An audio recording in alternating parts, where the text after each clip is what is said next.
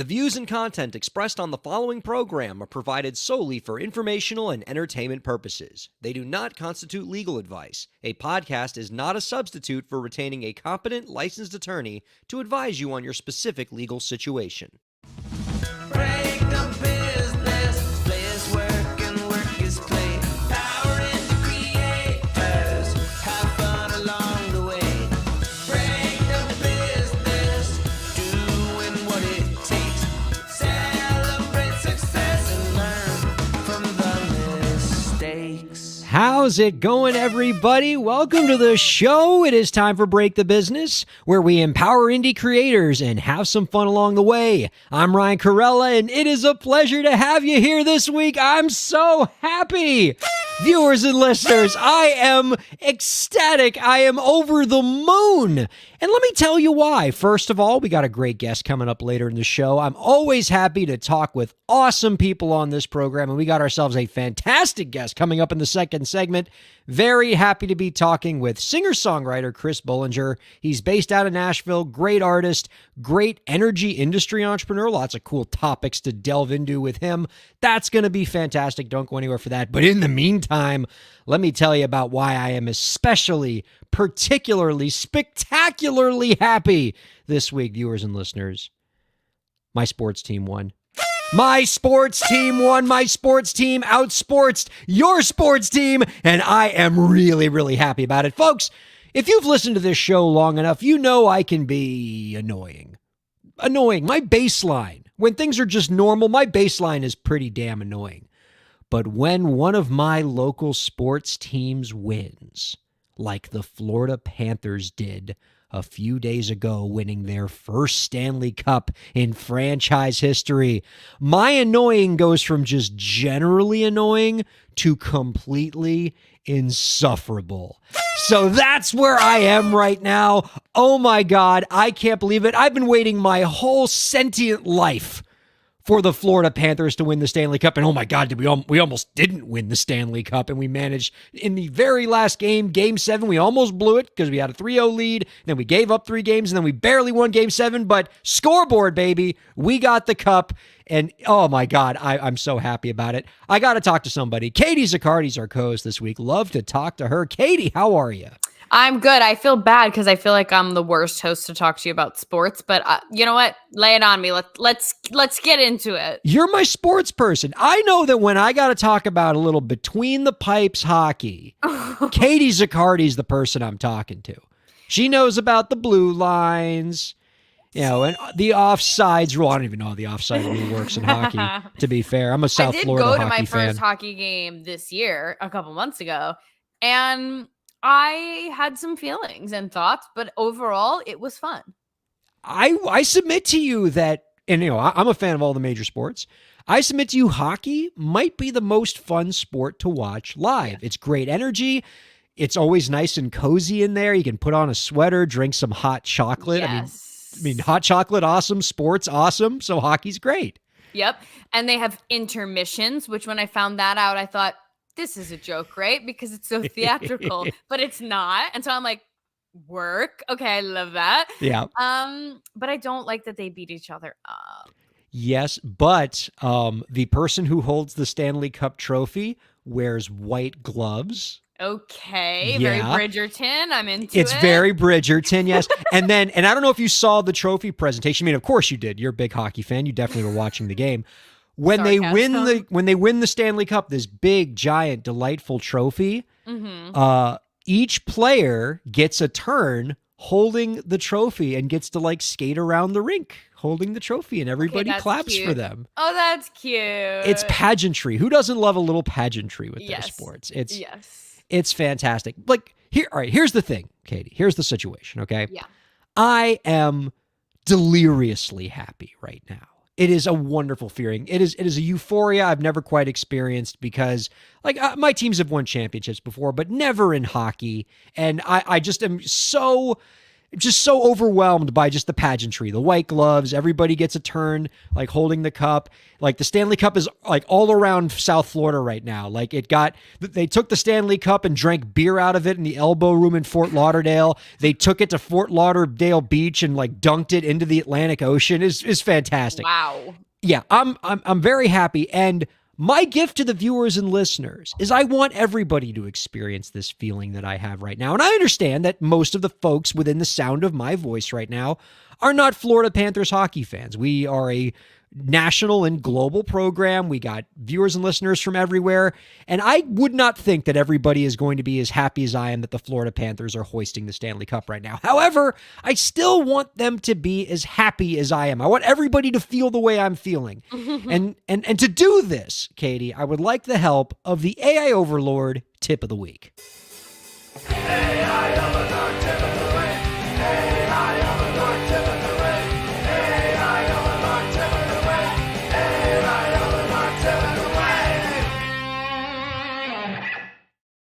Now, in addition to the AI Overlord's help, Katie, I would also like to enlist your help in this mission to make everybody as happy as me. And I'm also going to need producer Lauren's help on this as well. Here's what I want to do, okay? I have asked the AI Overlord to help me make everybody in the world as happy as me. And to do this, I gave the AI Overlord 3 different tasks. One is I told the AI Overlord to create the happiest music that has ever been or will ever be written. That was the exact prompt I gave to the AI Overlord. I then told the AI Overlord to create the happiest pictures that have ever been made. And it did that. And the third thing I said was, generate for me the happiest facts. Like just facts that if you heard these facts about the world that are all true, you would immediately smile.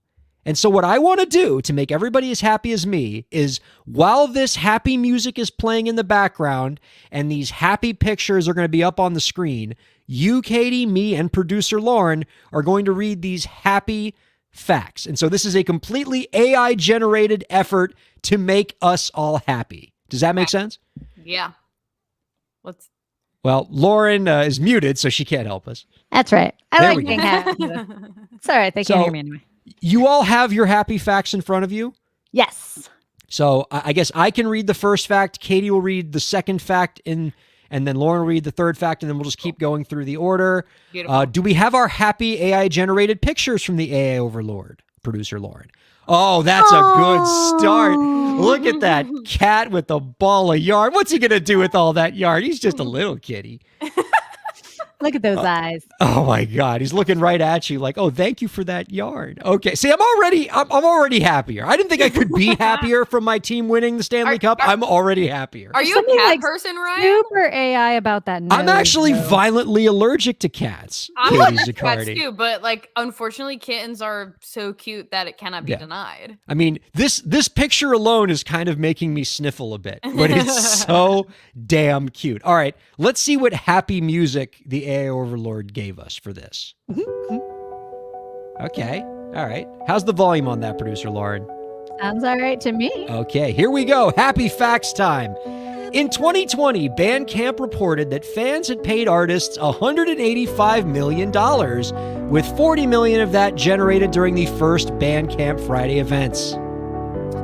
The global under 5 mortality rate dropped by 59% from 1990 to 2019. The city of Cormorant, Minnesota, once elected a dog named Duke to serve as its mayor. He was reelected 3 times. Oh, I like that. Lauren, before the end of the show, if you could get us some pictures of the dog Duke mayor, like that would be great. Sea otters hold hands while sleeping to prevent drifting apart from each other, showcasing their strong bond. I don't know if you've ever seen. Oh, that's a great picture. That makes me very happy to see all those Panther fans smiling. How'd that one get in there? Nice job, AI Overlord. Independent musicians on Spotify saw a 42% increase in streams in 2020, with many using platforms like DistroKid to distribute their music. That's good. Renewable energy sources account for nearly 72% of all new power capacity additions worldwide in 2020. Oh, our guest, Chris Bollinger, can tell us a little bit about that. In 2019, global literacy rates reached an all-time high of 86% for adults aged 15 and above. In 2020, there were over 10 million electric cars on the road worldwide, a significant increase from just 1 million in 2015. In 2020, independent artists represented over 30% of the music market, according to Media Research. That's been going up lately. I have somehow lost entirely where we are on this. Between 1990 and 2015. Oh, between 1990 and 2015, the number of people living in extreme poverty worldwide fell by over half. Sync licensing. Independent artists earned over $500 million from sync licensing deals in 2019, placing their music in films, TV shows, and commercials. Oh, look at those puppies. Oh, I feel like this is working. As of 2021, more than 2 million YouTube creators are making a living from their content, with many being independent creators. Ooh.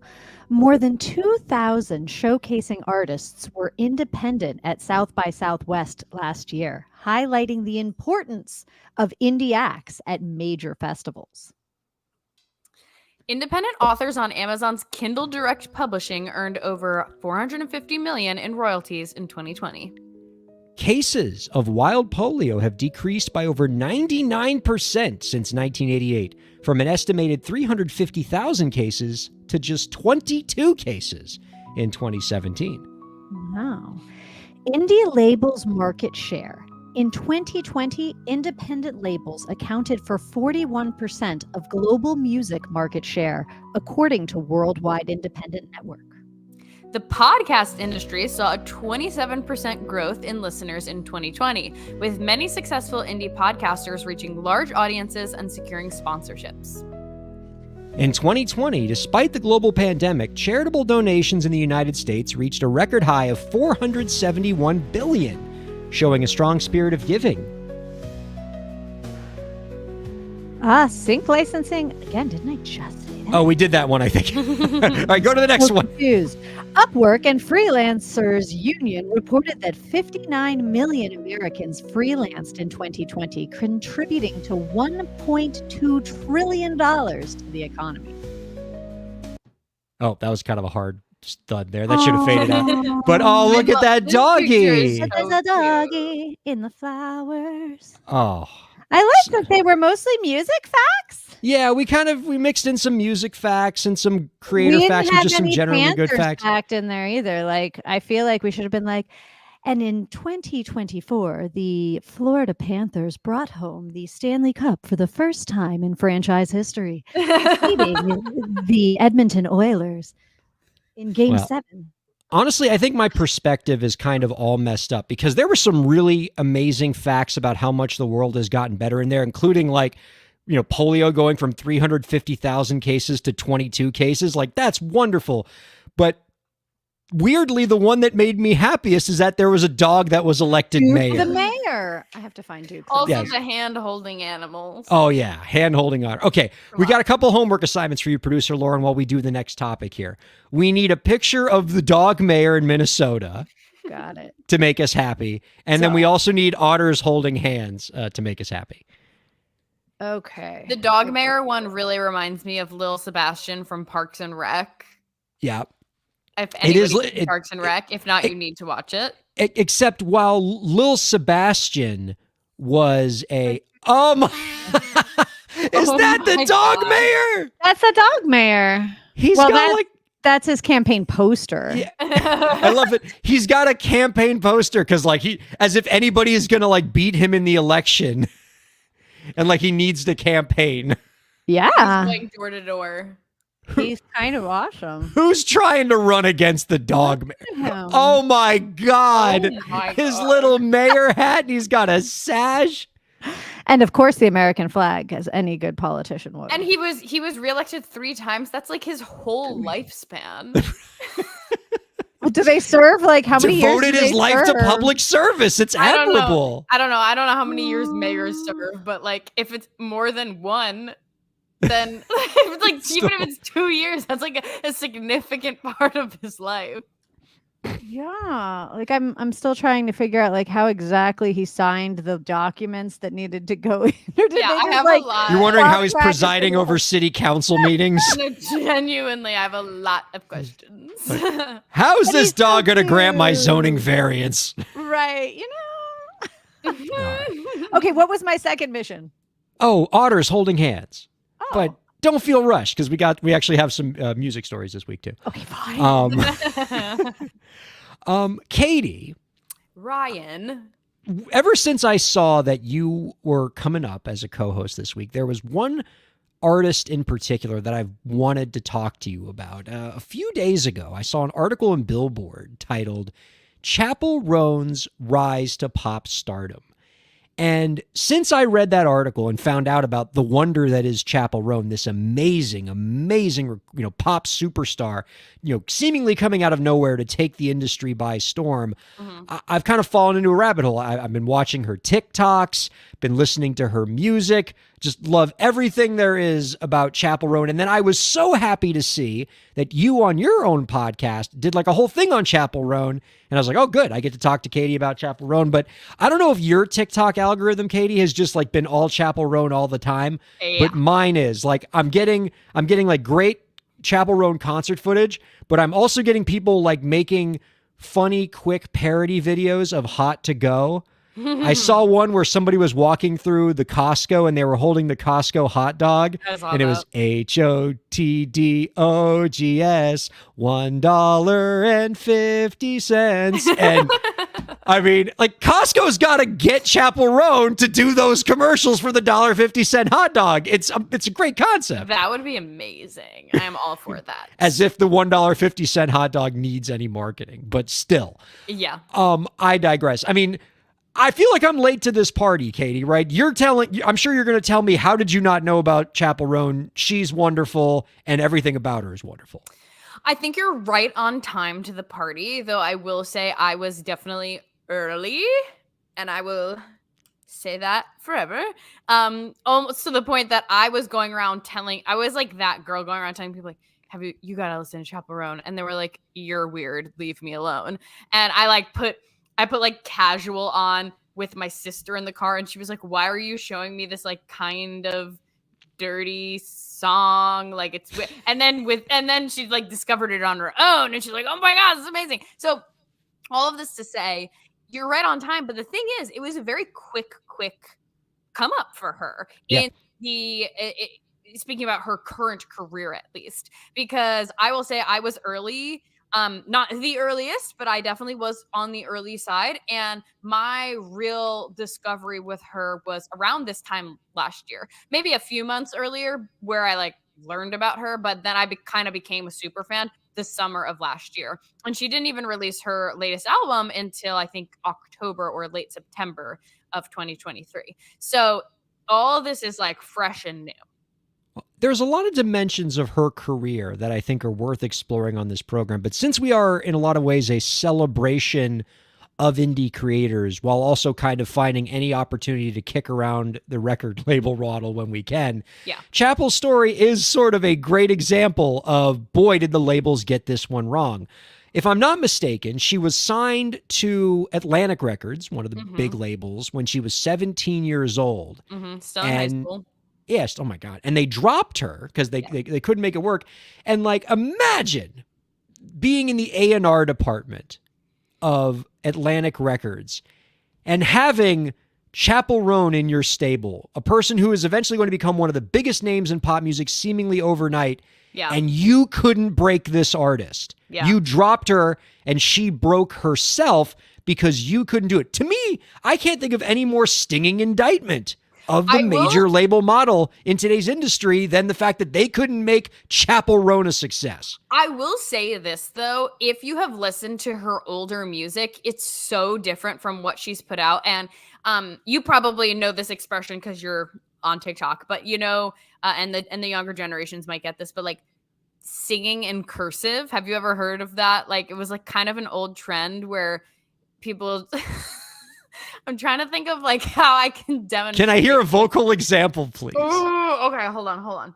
Like, Because I think I know what you're talking about, but it would be helpful to get like a real world example. okay, like let's take Hot to Go.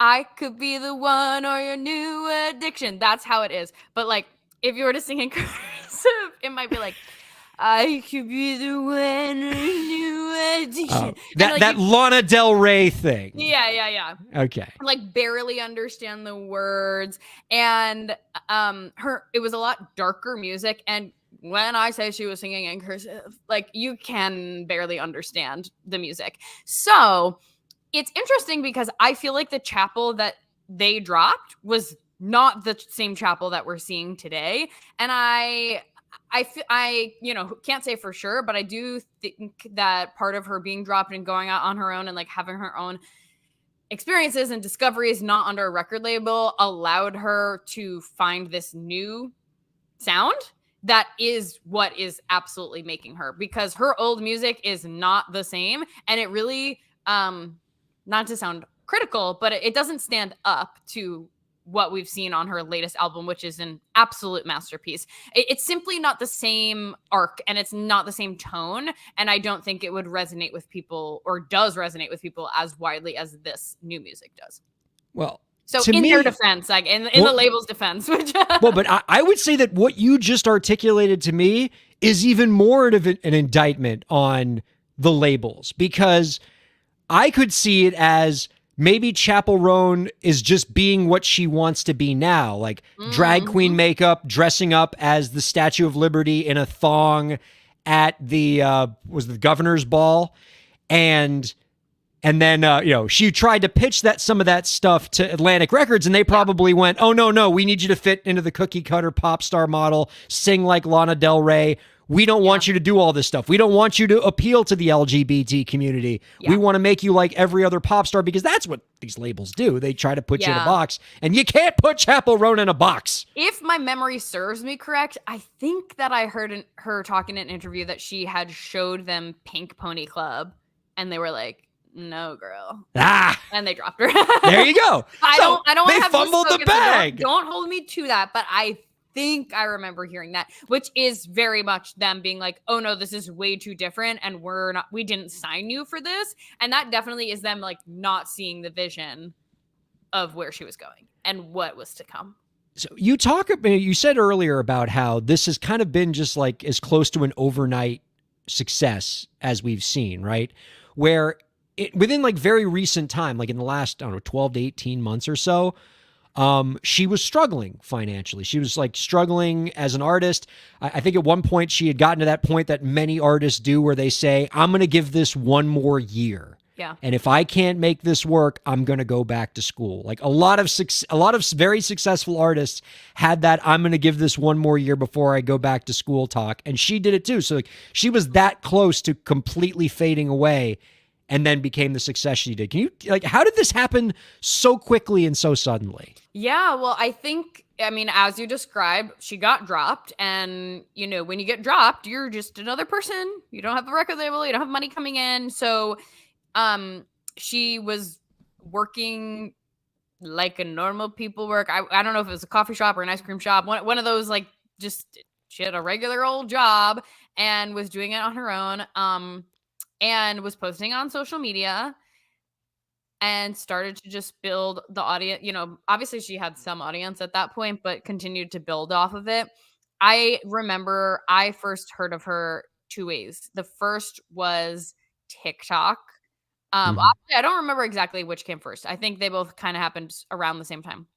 But I remember hearing a snippet of Casual on TikTok, and I cannot explain how like stunned I was. I rarely have this reaction. Actually, I don't think I've ever had this reaction before, but I heard the song on someone's TikTok and it literally stopped me in my tracks because I thought it was so good that I had to go and then look at what the song was and who was singing the song. And that really like cemented her in my brain. Before that, I had noticed that her song My Kink is Karma was coming up in my like Spotify shuffling. I'm not necessarily great at like giving Spotify a chance of songs I don't know. But I just thought that title was so clever that somewhere along those lines, I listened to it. And then once I realized Casual was by her and it was the same person, I kind of started to listen to all of the stuff that she had out up until this point. And I think that she does a few things really, really well. Number one, the music is phenomenal. Like, so good. It is undeniably incredible. I think she incorporates a lot of nostalgic musical pieces with like 80s synths and like Cyndi Lauper vibes, and obviously she reminds people of Lady Gaga and Madonna in her performances and in her theatricality, but I think that the music itself is just so good, and it speaks to an audience that isn't necessarily often spoken to, which is the queer community. There's a lot of songs that are just about exploring queer identity. There are a lot of songs that are just about having fun as a person and as a queer person, which again, it's just very joyful. So whether you're queer or not, it's very joyful, and you can relate to it and you can have fun. And a lot of the songs, there's like call and response, there's like chanty vibes, so that if you there's dances like the hot to go dance. Yeah, there's literally dances, exactly. Or like when she does Red Wine Supernova and she kind of just like runs in place, like that sort of just became a thing, right? So the music does sort of speak for itself. And I almost hesitate to say that because I tell musicians all the time, your music does not speak for itself. But I think that this is like unless you're Chapel Roan. Unless you're Chapel Roan, yeah. But I do actually think this is a really good example of is your music good? Yeah. And not only is your music good, is your music phenomenal? Because hers is, and it is obvious to anyone who listens.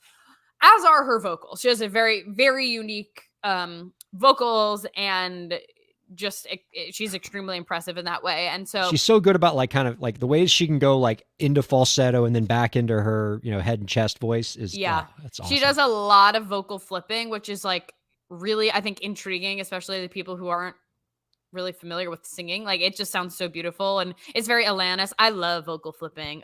It's so juicy. But yeah, so the music itself, 10 out of 10.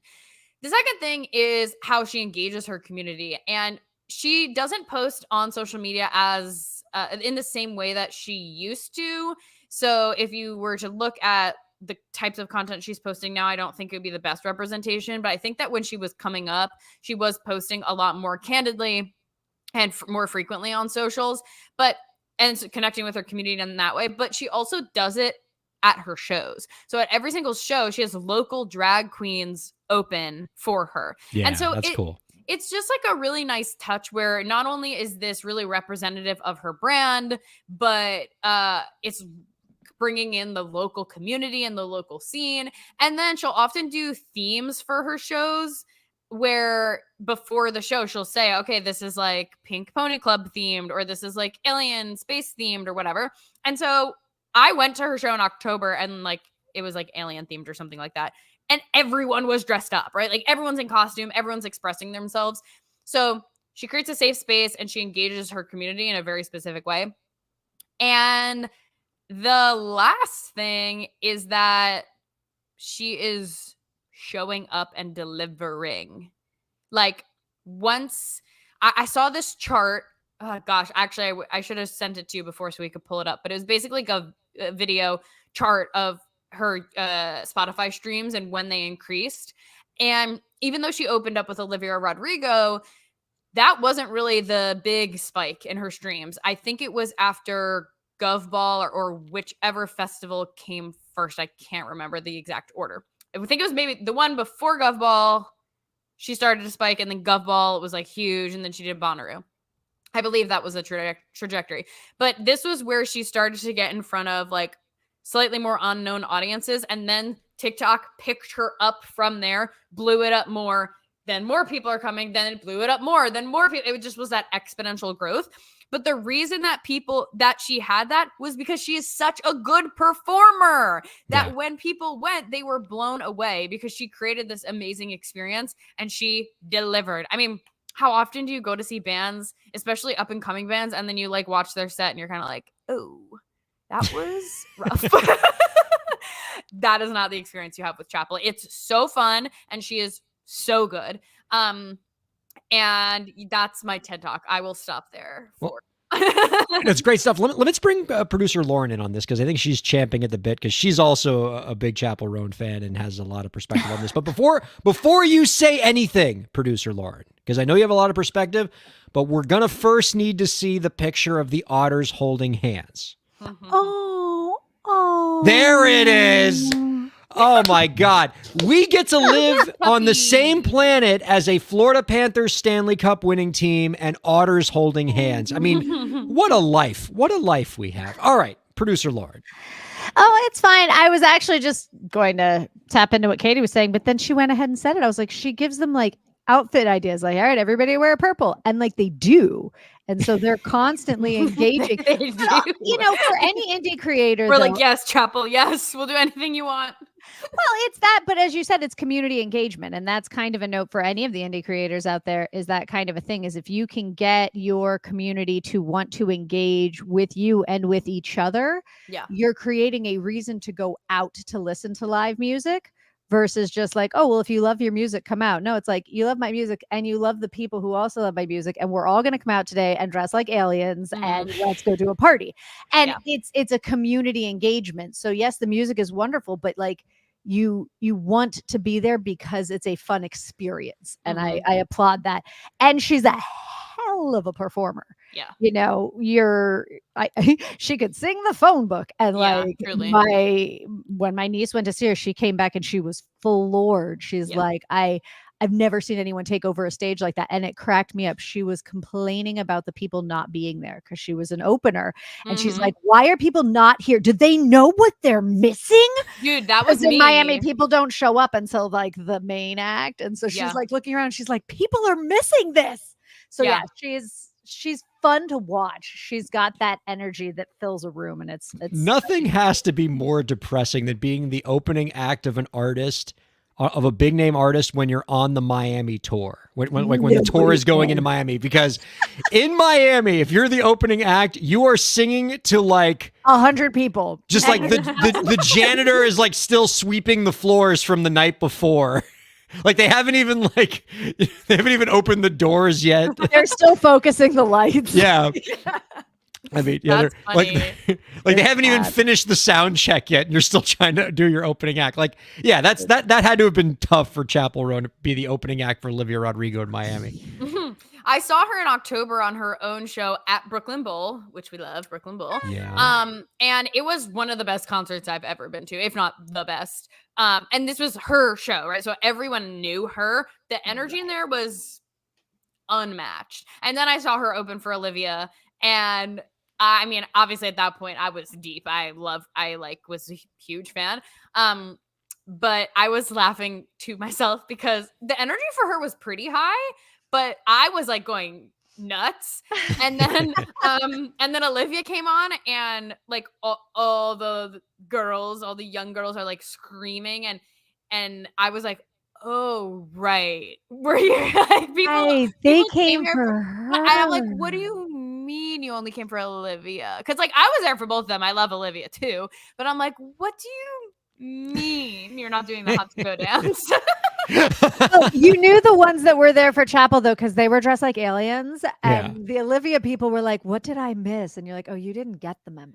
Yeah, you did HOTTOGO. Like, come on. You're not hot to go, right? You're definitely not hot. You are not hot to go. Oh, Lordy. All right. Let's take a quick break, and we're going to be joined by our guest, Chris Bullinger, in the next segment. I'm excited to talk to this guest. He seems like he's got an amazing story, and the music's pretty terrific, too. Don't go anywhere. We're going to be back in 2 minutes here on Break the Business. Break the Business is presented in cooperation with Ryan A. Kairalla, PA. Ryan A. Kairalla, PA is a law firm providing transactional entertainment legal services, including contracts, business formation, commercial law, copyright, trademark, and more. Ryan A. Kairalla, PA, Miami, Florida. rkpalaw.com.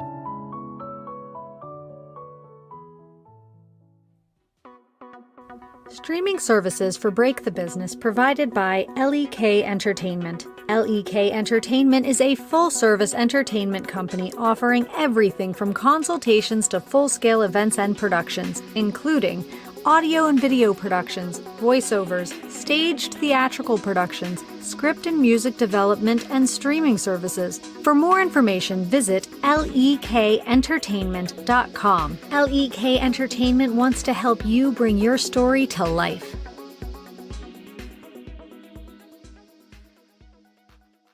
Thanks for supporting Break the Business. If you have a question or topic that you want us to discuss, email us at breakthebusiness@gmail.com.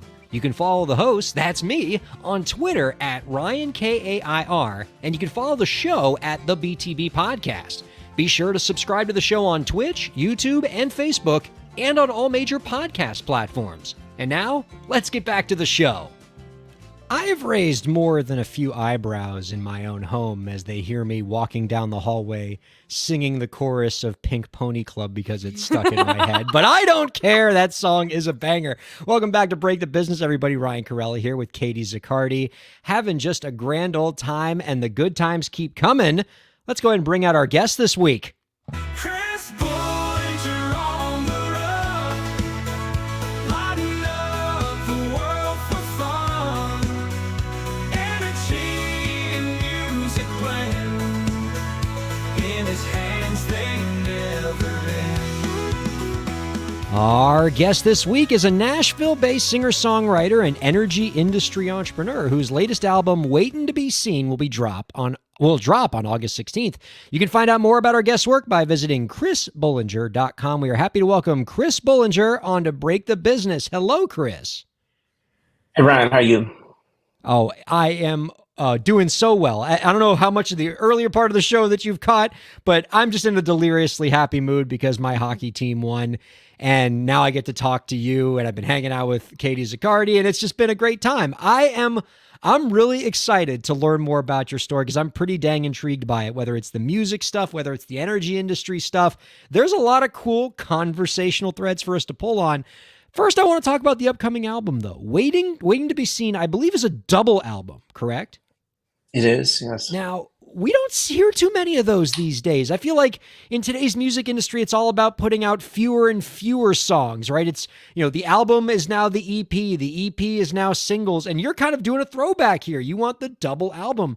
What inspired you to take that approach when it seems like so many artists these days are opting to release fewer songs at a time? Probably a couple of things. One, was in music for a while and wrote a lot in between, but just recently in the past couple of years got back into the concept of putting it out to the world. And so really had a lot kind of pent up and stored up and a lot to say. And secondly, I kind of like doing things that other people may not agree with or don't think are cool. And I think the double album, it's also a concept album. So it has an arc, it tells a story, which in this day and age is a little odd when folks are focused on singles. But it didn't discourage me. It probably just the opposite, probably encouraged me to just go ahead and do it in that case.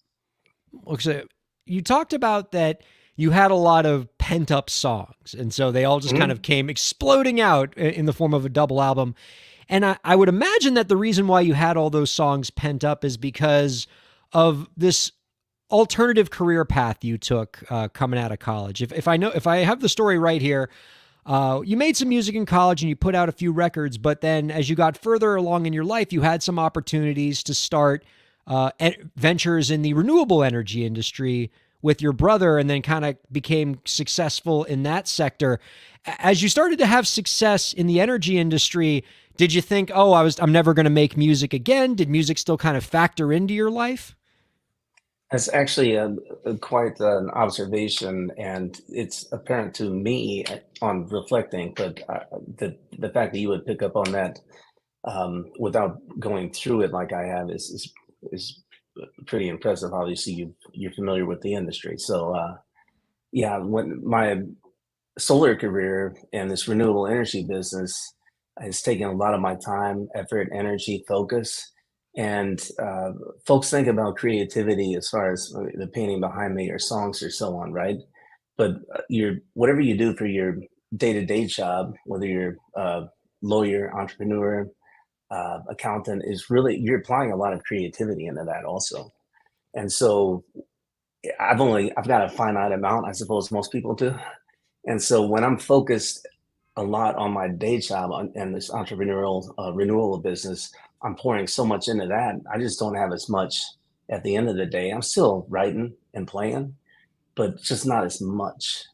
Hmm. But it's still there. It builds up over time. And so after a decade of focusing more on the solar industry, I had a lot kind of built up and waiting to go. It accumulated over time. And then I was ready to put a little more effort back into the music, and there was a lot ready to go at that point. That's amazing. I'm interested in learning more about that transition back to music, because that seems really cool. But if you would indulge me, and I promise this is like the only question I'll ask about solar energy, because I know you want to talk about music, but since I'm talking to a solar energy expert here, can you tell us a little bit about what the future prospects of solar energy looks like? Because it seems to me like I live in Miami, Florida. All we have is sun. Like, you can't escape it. It's everywhere, especially in June. It seems to me that with all this damn sun, like, we should have all the energy that we need. Are we going to be eventually heading towards a future in this country where like renewable sources like solar can eventually power everything and we can be in a much better environmental place? Yeah, that's where we're heading. Y'all don't have much down there, ironically, but that's where we're heading. And it's not a dogmatic. It's not a political statement. This is like horse and buggy versus automobile. It's happening. So I'm not trying to make a political statement at all about it, but the renewable energy, wind and solar, and then batteries will be necessary too, because the wind makes electricity when the wind's blowing, and solar when the sun is shining. But that's not necessarily when we're talking or you turn on your air conditioner or TV. So the batteries will become a much larger component, and that'll be most of the new build. Right now, the old build, the coal plants, the oil plants are almost all retired. Nuke is hard to repower and get relicensed. Hydro, pros and cons to it. And then natural gas will kind of fill in the gap, which is it's the cleanest fossil fuel by far. So on a tangent there, you can ask me more energy questions. No. Now that warrants a follow up. I know I said I was only going to ask you one, but you brought up this piece about how, I mean, you almost sounded apologetic for defending solar because, we've gotten to a point in this, where we are in our politics where the idea of just energy that like doesn't destroy the environment has like, inspired ideology. Like, it became a political issue when like we should all be in favor of being able to power our homes and our businesses without like materials that destroy the environment.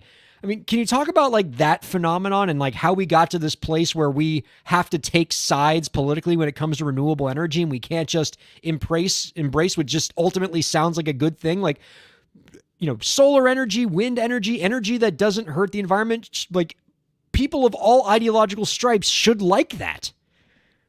Yeah, one thing. So I'm a power plant guy. I was in the power plants before solar was very big, certainly before batteries and before wind was. So I am a power plant guy, and I'd probably come off as apologetic, but I also see the tension that it causes, and largely politically. And I'm not in the fear-based organizations. And to me, most large organizations, politics being one of them, are fear-based because it's the lowest common denominator. It's easy to grab people. So Yeah. that's why I'm a little apologetic. I just don't want to enter the fray, basically. Well, I mean, it saddens me that like you can't say something as seemingly innocuous as renewable energy equals good without a substantial portion of the country being like, I'm getting my pitchforks out. But anyway, all right. So there, we did the energy questions. I'm going to bring us back to music, so that we don't have like a third of the country like boycotting my show for, getting into politics, apparently. Let's talk about how you got back into music. Because we have interviewed a lot of indie creators on this show who have a similar path to you, who've always had that music inside of them, have always had that talent, have always had something to say with their art, but got, we'll say, sidetracked, for lack of a better word, with a different career path because we got bills to pay. We have other ambitions in our life other than creating art, but the art keeps calling to us, and we get opportunities later in life to make this music. Talk to us about what brought you back to music. Well, literally, what brought me back to it is I was actually at our office, our renewal power plant office, and one of my buddies works with me. We've got a band set up there. Actually, we got a full set, and so after hours, sometimes we'll just play. And I started playing a few of my songs, and he was like, "Those are really good." I mean, what is that? I was like, "This some of my stuff." And he said, that is really good stuff. And I said, "Well, I got 100 of those." And he said, "Well, you should probably do an album." And that's what got me back into it. It's just that little nudge from someone I knew well, and someone just throwing it out there almost casually. But sometimes that's all it takes. Well, let me float this by you as kind of a theory of Chris Bollinger that is something that is a theme we see with a lot of artists, including artists that I represent in my legal practice, right? Is a lot of people might hear your story and go, oh, it's a shame that Chris had to work in energy for all these years before he could get back to his real passion that is music. But what I would suggest, and maybe you can tell me if this is true in your own life, is that the energy industry stuff was a part of your musical journey. I would imagine that by being a successful energy industry entrepreneur for 10 years like you were, it probably opened up some financial opportunities for you. It probably helped you build relationships with people, all of which have helped come together to allow your music career to advance. And is it possible that you will be able to achieve more as a musician by going through the energy industry and achieving success there first than if you were to try to have just done music straight through as your career from the beginning? I think it's definitely possible. And one creatively, right? But also um, just from a business perspective, because at the end of the day, the music industry is a business. So I think from both of those perspectives, that can be very true. And I'm very passionate about both. I've probably dropped more F-bombs in the energy business than I have in my songs, and that'll always be true. But I'm very passionate about both of them. I mean, have you heard similar stories like that, Katie, when you've counseled artists? You've probably had some artists that you've worked with in your consulting practice who are maybe doing some kind of day job, right? Maybe they're running their own business to help support their career, and they probably think, oh, I'm getting further away from my music by doing this day job. I'm failing in my music by doing this day job. And maybe the advice you can give them, part of the Chris Bollinger school of thought is this day job that you're pursuing is part of enriching your music career. You're earning money from this day job. You're building relationships from this day job. You are activating different creative centers in your brain from this day job that you can perhaps use for your art eventually. I can tell you in my own experience, Katie, a lot of my entertainment law clients have day jobs. They are engineers, they are entrepreneurs, they are CEOs, they are doctors, they are lawyers who are able to pay my legal fees and pay for all of the things that happen in their career because of what they do in their day job. So ironically, they achieve more success by having a day job, more success in their art by having a day job than they would have if they had just done their art on their own. Are you seeing examples like that too, Katie? Yeah, well, I think there's two big components to this. The first goes back to what Chris was saying about creativity. I feel really, really strongly about this because you said, do I know anybody? Yeah, myself. There you go. Me. But it was sort of the opposite. So for those of you who have been listening to this podcast a while, you know that I am/was a coach for musicians. I started as a musician. I became a coach. I still do coach, but I used to do it for 5 years. I did it full time.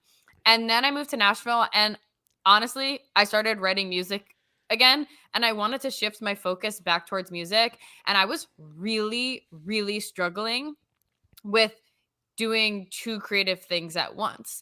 I was like not feeling the creative energy going towards my business because I wanted to put it towards music. But when you're an entrepreneur and you're upholding everything, it's like really, you can't just like not have creative energy for the thing that is providing you money. So, long story short, I decided to do a couple other things to bring in income that wasn't just my business so that I could take some of the creative pressure off and put it towards my music. So yeah, I just went through that myself. And I do think that battle of creativity is interesting because you do assert creative energy in every area of your life. Some places less, some places more. But I do think that there are times and places where it's like, right now I'm going to put my creative and mental energy here so I can build up my career, or I can build up my bank account, and then at other times I'm going to put it here so that I can focus on writing music or promoting music or whatever it is. And the second part of that, which it's really tied in, is that money aspect. Because I mean, there's really, in my opinion, nothing worse than a starving artist. Like, I really hate perpetuating that narrative, from a mental health perspective and from a literal bank account perspective. What's the point? What is the point? I think that it saves so much stress if you can set yourself up to have a savings account and to have money that goes untouched. And if you do at some point want to go quit your job and go music full time, like having that emergency fund, having money that you can rely on to do it, at least for a period of time, so that you're not constantly stressed out and not meeting your needs. That is so important, because you cannot be creative if your needs aren't met. And if you're not bringing in money to live, your needs are not met. So it all plays in together. And I think more and more these days, musicians are having jobs because they need to and because they want to, because you can do both. And in fact, your music career is going to thrive more if you're not suffering in all of those other areas. How much of that is resonating with the Chris Bullinger story, Chris? I completely resonates. And so in a business, typically two types of capital, financial and human. And for an artist, probably there might be a third type, the creativity. But if you're an artist, you're probably not running out of that particular capital. So the other two become paramount. And financial capital is the one I guess a lot of people treasure or strive for or put the most weight on. But I'm really more in Katie's court on this, that you need to be defensive about financial capital. Is protect yourself, make sure you're comfortable. And then it's a human capital where you can really differentiate, I think. And with limited financial capital, you can put together a great team of human capital. Find yourself a better guitar player. For me, that's not hard because almost everyone's a better guitar player than I. But still, I've got a really good crew now. So Josh, who co-produced with me, and band lead is phenomenal on guitar, and then the rest of the crew is really good. But it's taken me time to build this human capital. And my buddy Harry, who co-produces, also is the one who just said, "Why don't we do an album?" But that type of human capital doesn't take much financial capital. But if you're strapped for financial, you don't even have time to focus and reach out and spend time and be out there meeting people. So the financial capital to me is more defensive in some regards in the industry, and it's the human capital we can really branch out. Tell the viewers and listeners what they can expect from Waitin' to Be Seen when it drops on August 16th. Well, Waiting to Be Seen is, again, it's a 23-song double concept album, and it's got an arc to it. It's more like a book of short stories. It's with vignettes. So you can listen to any one song. You can also hear the entire arc of the album.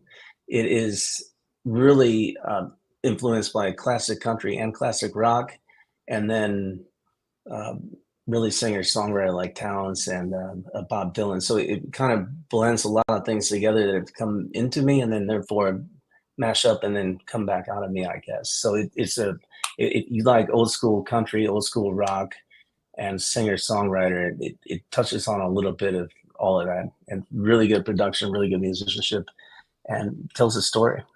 I'm excited for this release because even though I haven't heard the album yet, obviously, I imagine that what is going to be infused within all 23 of these tracks is your experience of a life well lived, right? Those 10 years in the energy industry and everything that you've done in your life is going to find their way into those songs. And we wouldn't have those kind of songs in that way without you having lived this life and having done this other career path. So I would imagine it's all been worth it. And I can't wait to be proved right when we get to check out this double album on August 16th. I'm already excited for this. You can find out more about our guest's work by visiting chrisbullinger.com. Chris, before we let you go, we got one last question for you. Mm-hmm. Do you have any last tips for the indie creators out there to help them move their careers forward? I do. At this point, it kind of goes back to how music started, I suppose, with probably Caveman or something like that, which was probably at that time not about commercial aspirations but connection, and it's kind of swung full circle at this point, past the big labels and so on. And at this point, there really aren't barriers to entry. The key is differentiation, which in this day and age means connection. So figure out how to connect yourself with your listeners. Excellent. Chris, don't be a stranger. We really enjoyed this chat.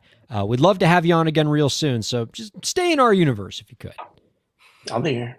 All right. Chris Bollinger, everybody. Find out more about his work by visiting chrisbollinger.com. Producer Lauren, with the 4 or 5 minutes left we have on this show, I want to chat with you about your recent trip to Nashville. You were in Nashville this past week, and to let our viewers and listeners peek behind the curtain, we were putting plans together. We wanted to do things with Lauren going to Nashville. We were talking to the folks at Brooklyn Bowl, maybe getting something there. We were going to go to a particular artist concert, and that fell through. It was like a whole bunch of things like went wrong all at the same time, and like we didn't wind up getting to do anything cool in Nashville.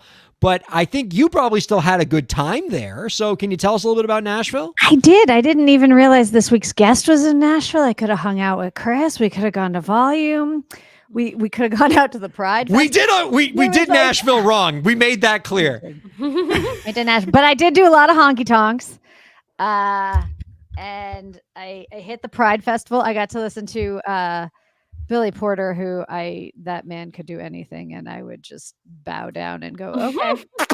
I sat outside because they were sound checking. I was over at like the food court thing, and I swear I sat outside for like a solid half hour just listening to Billy sound check and like reading people and like just, keeping things on top of things. Like I like people who run a tight ship. Like you could tell the audio guy must have been like, hold on, I'm not done. And he's like, well, you can finish mixing on the next song. Like we got songs I got to block and I got a time slot. And I was like, yeah, you do. I didn't hear the other side of the conversation, but every time he said something, I was like, I can't go. I just want to listen to him. And his transatlantic accent, which you... Just he's out there and he's like, I got this. I'm like, okay, you do. That was so much fun. I can't get over, and I know they're not the same kind of creators that we work with super often, but like there's a big cover band scene here, and there's a big cover band scene in a lot of places, but like I don't think we pay nearly enough attention to the artists that are making careers of cover band artistry, like just live performance in general. Live performing with original music is difficult in general. And there's a lot of people I've seen, we've had some guests on who've said, I've done tribute shows, I've done covers, and then we'll mix in one or two of my songs or make available the fact that I play something. But the value in paying tribute to the artists whose music we liked, inspired us, whose stories we like and want to share, and saying, as has been done with music for thousands of years, to tell our story through the songs that impacted us by passing those songs on. And I got to see some just incredible examples of musicianship in Nashville, which obviously, but even in the country style, when you get into places where you're listening to rock songs, music songs, but like that kick butt mandolin player was going to find a way to make that mandolin work in every song they played. And it just fills the room in such an interesting way.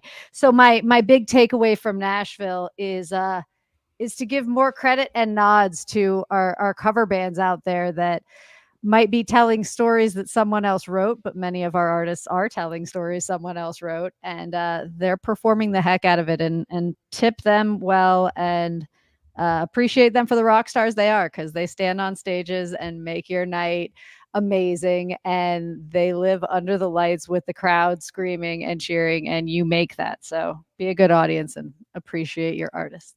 That's my 2 cents. And you are so right about a lot of cover bands being the ones that can make very, very good living. Especially down in Miami, like Elisa Rockdock will be the first to tell you that she would have a much easier time getting cover band gigs with her band than she did getting original song gigs. But definitely want to pay tribute to those bands because they do make Nashville wonderful. And Our Miami. thanks, and Miami, particularly Miami. Our thanks to Chris Bullinger, thanks to Katie Zaccardi, producer Lauren, and thanks to Sergei Bobrovsky and Sam Reinhart and all the Florida Panthers for making me so happy this week. And most importantly, thanks to all of you viewers and listeners for checking out Break the Business. We'll see you next week. Next week. Break